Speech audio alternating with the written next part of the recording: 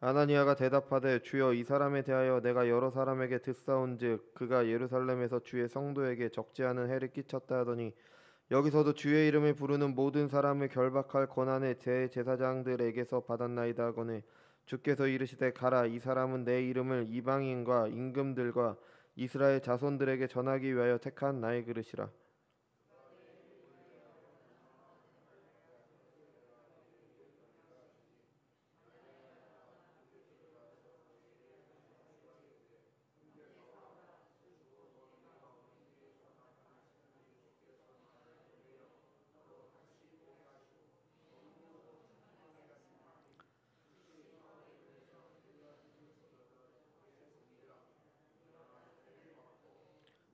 음식을 먹음에 강건하여지니라. 사울이 다메섹에 있는 제자들과 함께 며칠 있을세. 아멘. 기도하겠습니다. 거룩하고 존귀하신 주님, 은혜와 사랑을 감사드립니다. 오늘도 거룩한 주님의 날 허락하셔서 저희들이 이 자리에 나와서 하나님을 예배할 수 있게 하신 은혜 감사드립니다. 주님, 지금은 주님의 말씀을 듣는 시간입니다. 우리 안에 계신 성령께서 함께 하셔서 사흘의 회심에 대해서 우리가 함께 들을 때 이것을 통해서 우리에게 주시는 계시의 말씀을 듣고 받아서 우리의 삶 가운데 하나님께 영광 돌리는 삶을 사는 저희가 될 수 있도록 인도하여 주옵소서. 감사드리며 사랑이 많으신 예수님의 이름으로 기도드렸습니다. 아멘.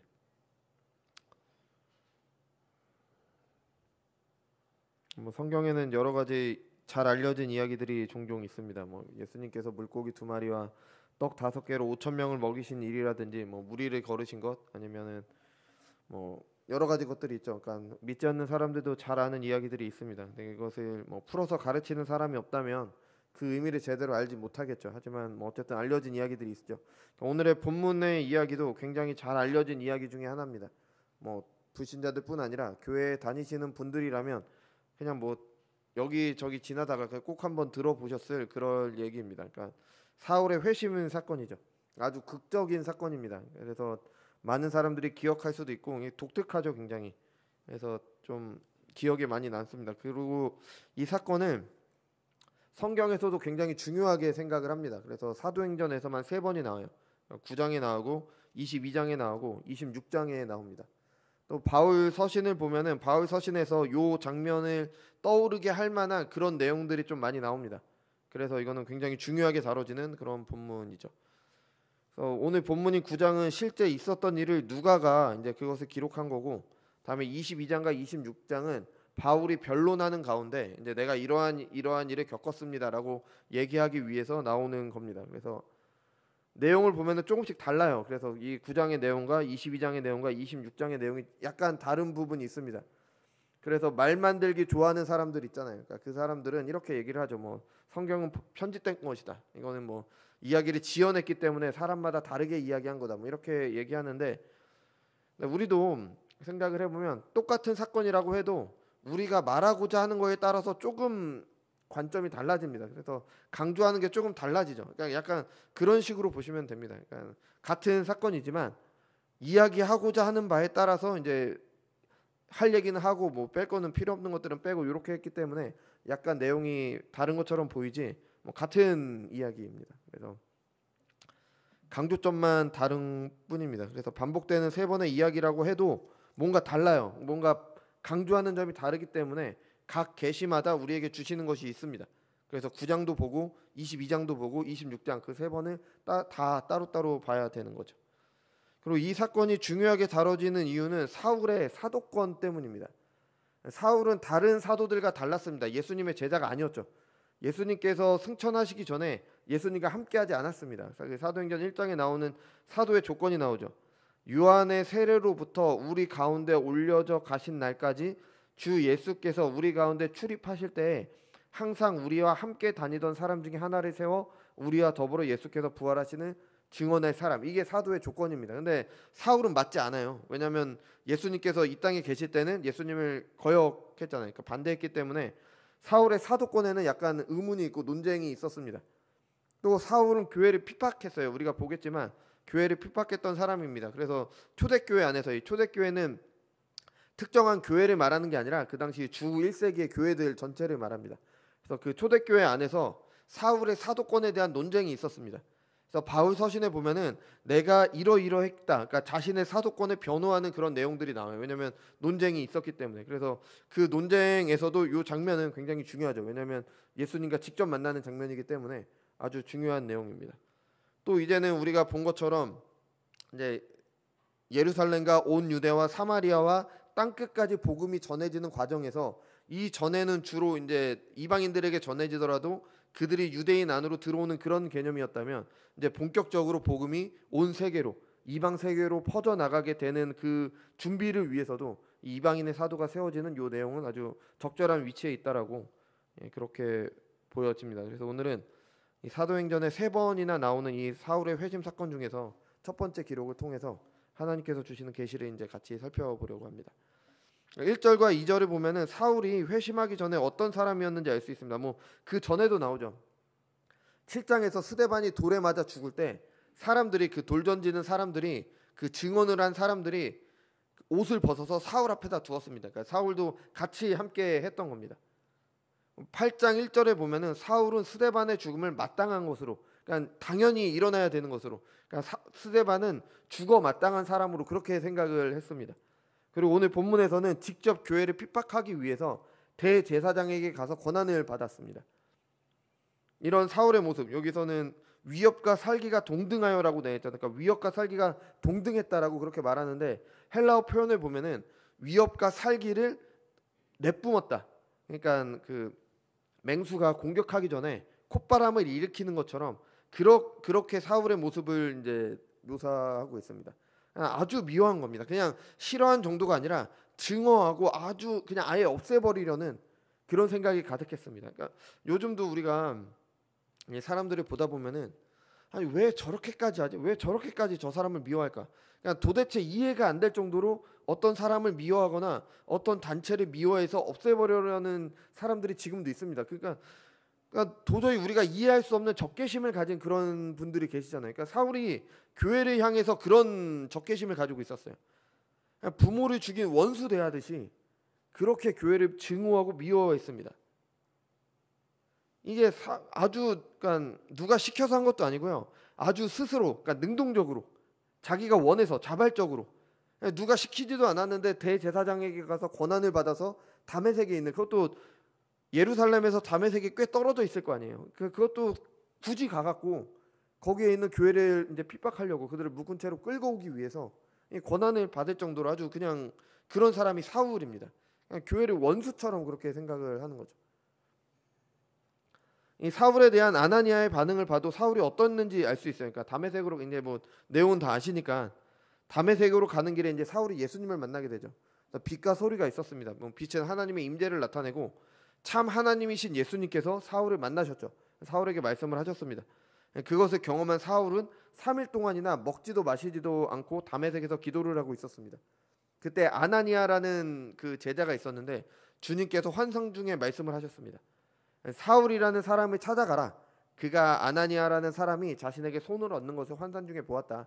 그 환상이 이루어지도록 해줘라. 그러니까 그때 그렇게 말씀을 하셨는데 아나니아는 그 말을 따를 수가 없었습니다. 왜냐하면 사울이 어떤 사람인지 알았으니까.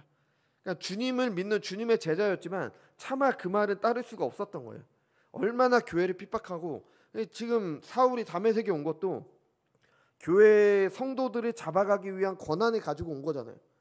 그러니까 아나니아는 사울에게 가장 먼저 잡혔을 수 있는 그런 사람인 거예요. 그러니까 핍박의 대상이었죠. 그러니까 어떻게 자기가 사울에게 갈 수가 있냐? 그러니까 도저히 자기 생각으로는 할 수가 없는 겁니다. 사울은 이런 사람이었어요. 그러니까 교회를 박해했습니다. 예수님을 핍박했죠. 그러니까 제자들 사이에서 악명이 높은 그런 사람입니다. 사울이 자신이 아는 것, 자신이 배운 것에 따르면서 하나님을 섬기기 위한 열심이라고 자기 스스로는 생각을 했지만 실제로는 아주 적극적으로 하나님을 거역했던 사람이 바로 사울입니다. 그런 사울이 예수님을 만난 후에 분명히 변화됐습니다. 스스로 적극적으로 하나님을 거역했던 사울은 땅바닥에 엎드려져서 아무것도 하지 못하는 사람이 됐습니다. 눈이 멀어서 아무것도 보지 못합니다. 땅바닥에 엎드려져서 혼자 설 수도 없었어요. 다른 사람들이 사울을 잡아 끌어 다메섹으로 데려갔다라고 되어 있습니다. 다메섹에 가서도 혼자 아무것도 할 수 없었죠. 그러니까 먹지도 못하고 마실 수도 없었습니다. 그리고 앞으로의 일도 예수님께서 말씀하신 거 보면은 앞으로의 일도 자기가 정하는 게 아니라 아나니아라고 하는 사람이 너에게 알려줄 거다. 이렇게 이야기를 했죠.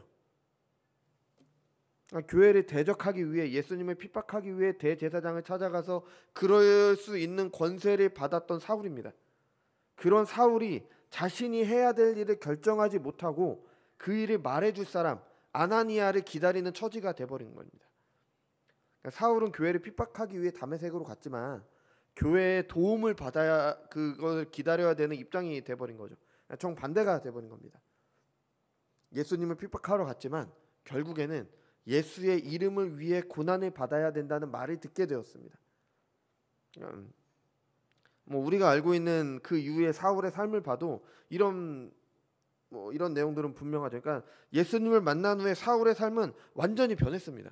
그래서 이제 뭐 어떤 분들은 회심 전에 사울이라는 이름을 썼고 회심 후에는 바울이라는 이름을 썼다. 그러니까 이름이 바뀌었다고 말할 수 있을 정도. 그러니까 아예 다른 사람이 된 것처럼 그렇게 되면 물론 이건 오해입니다. 그러니까 사울은 히브리식 이름이고요. 바울은 헬라식 이름이에요. 그러니까 같은 이름입니다. 근데 히브리 사람들에게는 사울, 그 헬라어로는 바울이라고 했기 때문에 그러니까 이방인들은 헬라어를 썼기 때문에 바울이라는 이름을 사용한 거지 뭐 이름을 바꾼 건 아닙니다. 근데 그렇게 생각할 수 있을 정도로 아예 전혀 다른 사람이 돼버린 거죠. 아예 전혀 다른 삶을 살게 된 겁니다. 그러니까 우리의 시선으로 보자면 교회의 눈으로 보자면 악인이 의인이 된 겁니다. 사울은 악인이었잖아요. 하나님을 대적하고 예수님을 핍박하는 교회를 핍박하는 악인이었습니다.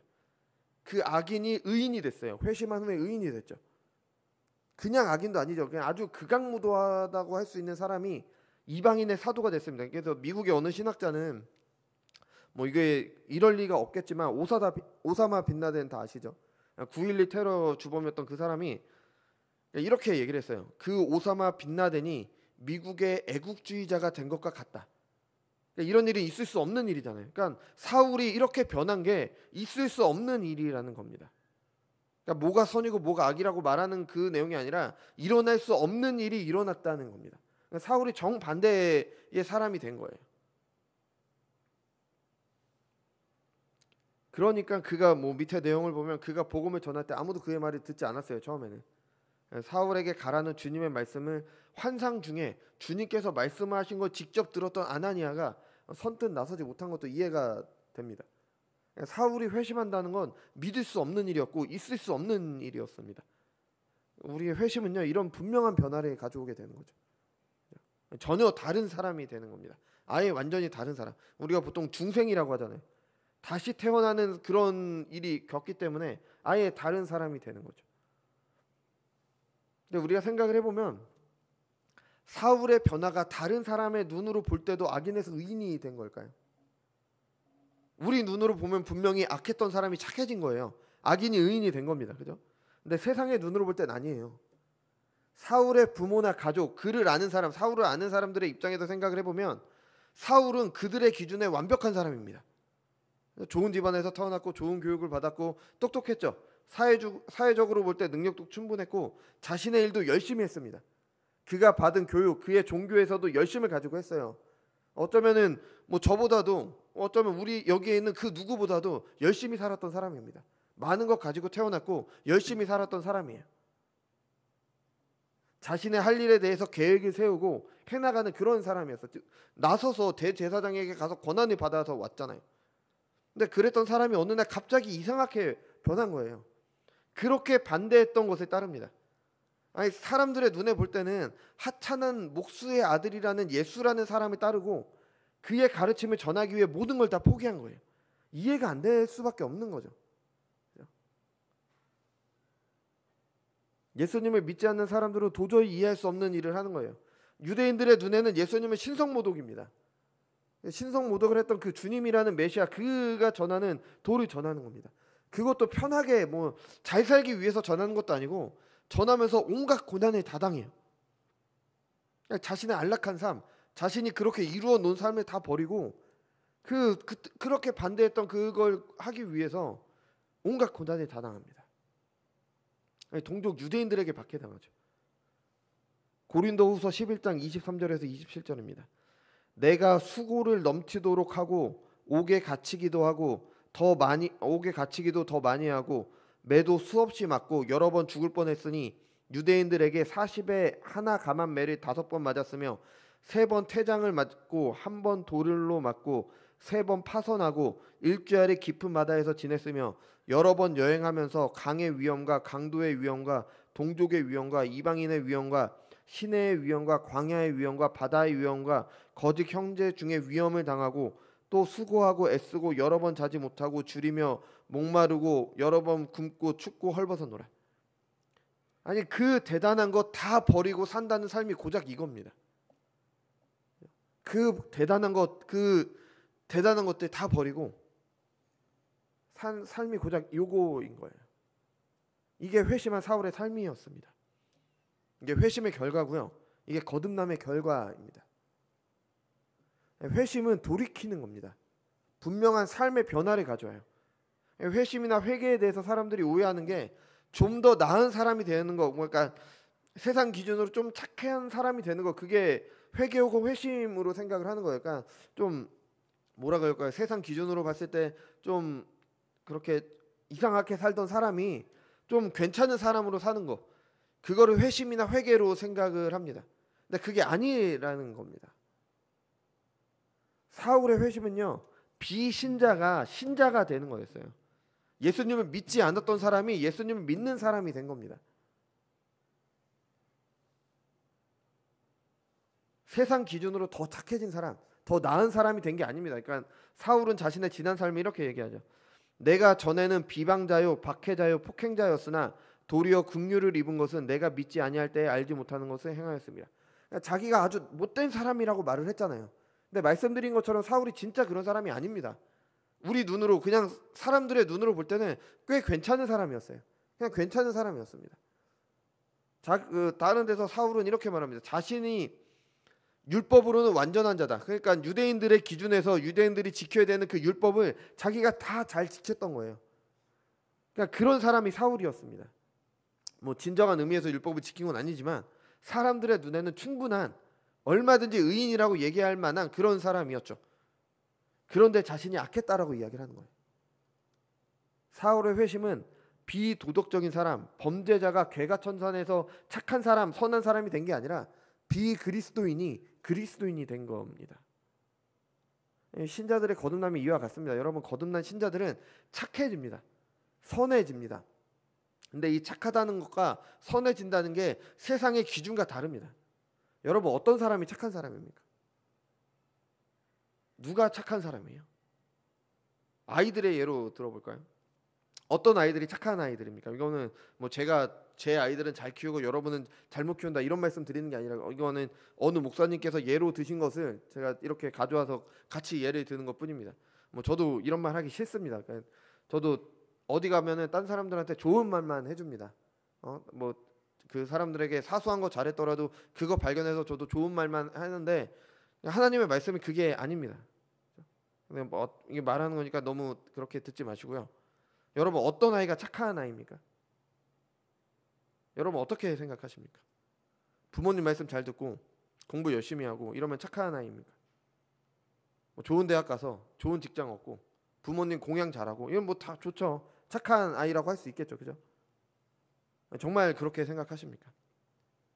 우리 교회는 아니지만 큰 교회 같은 경우에는, 뭐 우리 교회는 워낙 없으니까 뭐 큰 교회 같은 경우에 시험 기간이면 주일에 예배 드리는 학생의 수가 줄어듭니다. 그냥 공부해야 되니까, 그죠? 부모의 입장에서 어때요? 애가 공부한다니까 얼마든지 착해 보이잖아요. 뭐 한 주쯤 교회 안 가도 되지, 뭐 이렇게 생각할 수 있잖아요, 그죠? 고3이 되면은 대학에 가면 다시 온다고 하는 아이들이 많다고 합니다. 부모의 입장에서는 받아들일만 하죠. 애가 공부해서 대학을 간다는데 그 1년 동안 열심히 해야 되니까, 좋은 성적 받아야 되니까, 공부 열심히 한다니까 얼마나 좋습니까? 성적도 잘 받아올 거예요. 공부 열심히 했으니까, 그죠? 이러면 착한 아이입니까? 그렇게 공부 열심히 해서 좋은 대학 가면 착한 아이입니까? 여러분, 성경에서 말하는 착한 것, 선한 것 누가 결정할까요? 하나님이 하십니다. 선악을 알게 하는 나무를 먹지 말라고 하셨습니다. 선악의 기준은 하나님이십니다. 그럼 하나님께서 분명히 주일을 지키라고 하셨잖아요. 뭐 오늘 오후와 다음 주 오후에 사계명에 대해서 이제 교리 교육을 할 건데 뭐 지금 부족해서 안식일을 지키는 게 왜 주일을 지키는 건지 그걸 어떻게 지켜야 되는지 다 말씀드릴 수는 없지만 그게 교리 교육 때 이제 참석해서 듣고 아셔야 됩니다. 그래야지 지키죠. 하나님께서는 주일을 지키라고 하셨습니다. 그럼 주일을 지키지 않고 1년 동안 교회에 나오지 않고 공부하는 아이들이 착한 아이들입니까? 착한 아이들 아니잖아요. 하나님의 말씀을 거역하는 아이들입니다. 악한 겁니다. 죄인들인 겁니다.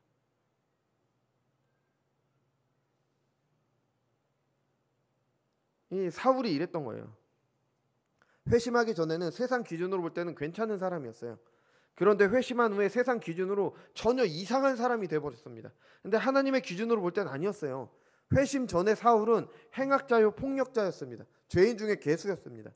회심한 후에 이상해 보이는 그의 삶이 하나님께서 보시기에 착한 삶, 선한 삶이었습니다. 아이들을 착하게 키우겠다, 선한 아이로 키우겠다, 뭐 좀 더 기독교적으로 말하면은 하나님의 언약 백성으로 키우겠다. 그럼 어떻게 해야 됩니까? 주일 지키지 말고 학원 가서 공부하라고 해야 됩니까? 주일 교회에서 예배 잠깐 드렸으니까 의무 다 했으니까 이제 너 마음대로 해도 된다. 뭐 이렇게 가르쳐야 됩니까? 뭐 교회 오는 건 좀 지난 후에 해도 되니까 당장 세상 사람들이 보기 부끄럽지 않게 세상에서 최선을 다해서 사는 모습으로 만족해야 됩니까? 물론 우리는 여전히 사탄이 다스리는 세상 가운데 살아가고 있습니다. 그래서 어쩔 수 없는 경우가 있어요. 뭐 저도 얼마든지 있습니다. 뭐 주일에 시험이 있다. 뭐 그럼 어쩔 수 없는 거죠. 뭐 그거는 어쩔 수 없는 건 어쩔 수 없는 거예요. 이런 예외적인 경우가 아니라 일반적인 경우, 보통 평소를 말씀드리는 겁니다. 고3 때는 바쁘니까 교회 안 가고 대학 갈 준비를 해야 돼. 이렇게 말하는 부모들은 자녀에게 무엇을 가르치고 있습니까? 너 하나님 말씀 거역해야 돼. 너 사계명 어겨도 돼.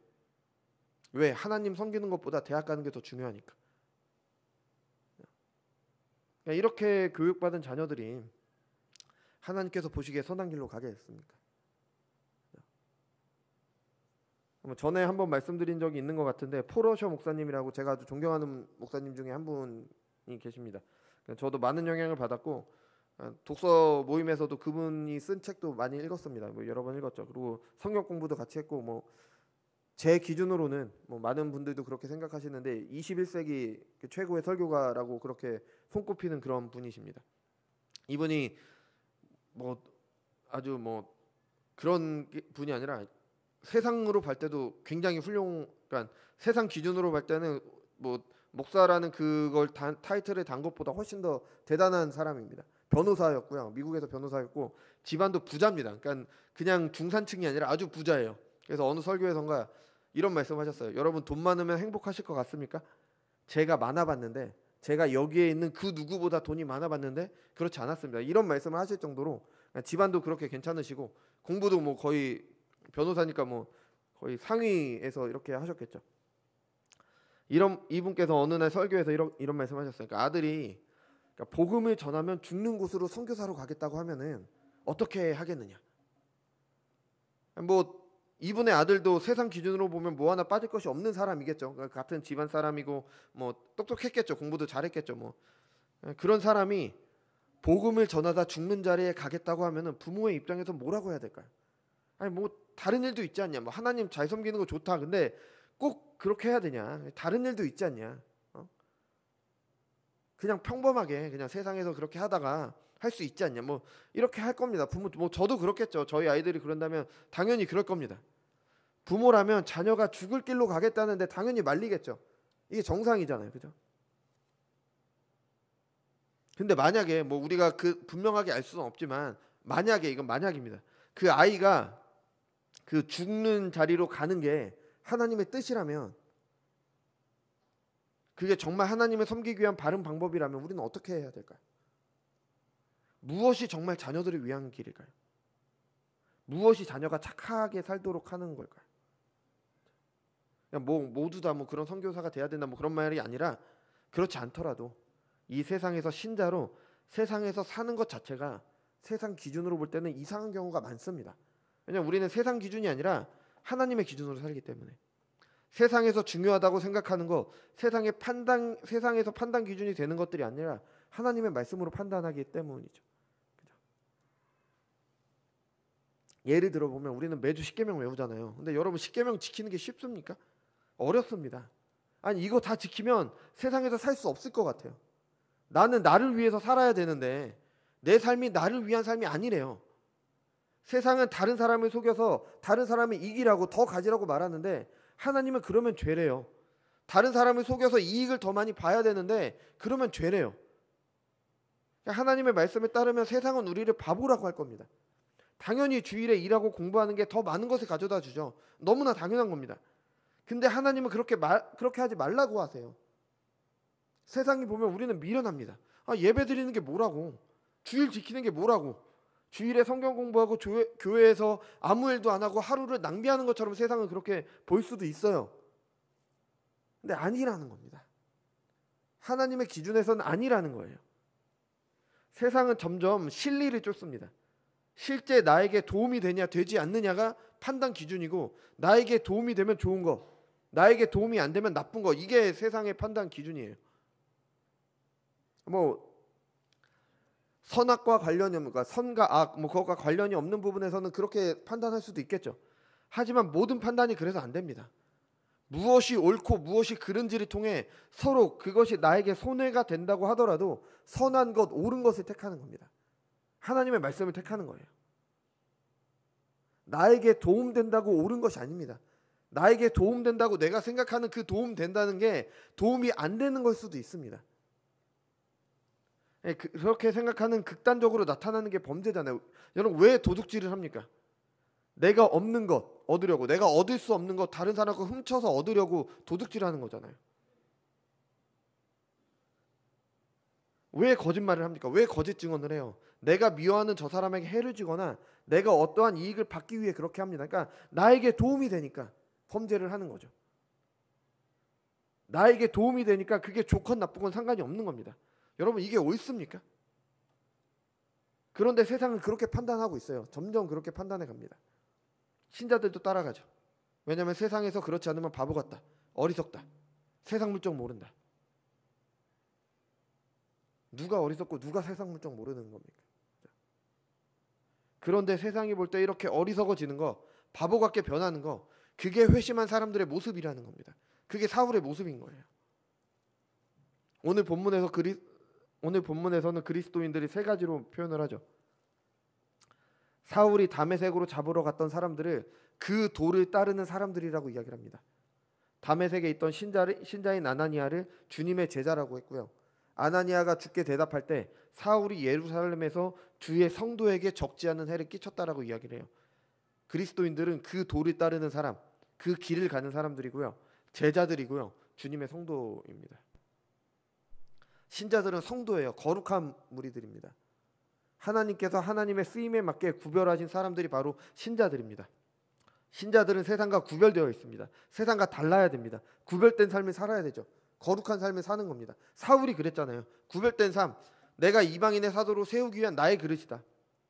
하나님께서 하나님의 쓸모에 맞게 구별하신 겁니다. 우리 모두 다 마찬가지입니다. 하나님께서 하나님의 쓰임에 맞게 우리 모두 다 구별하셨습니다. 그 쓰임이 사람마다 다르죠. 다 다르겠지만 하나님께서 구별하신 성도가 바로 우리들입니다. 그리고 그 길은, 그런 삶은요, 주님께서 가신 길을 따르는 삶입니다. 주님께서 가신 길을 가는 사람들이 세상과 구별될 수밖에 없는 거죠. 왜냐하면 예수님께서 우리 눈으로는 이상한 길을 가셨으니까. 지난주에 말씀드렸잖아요.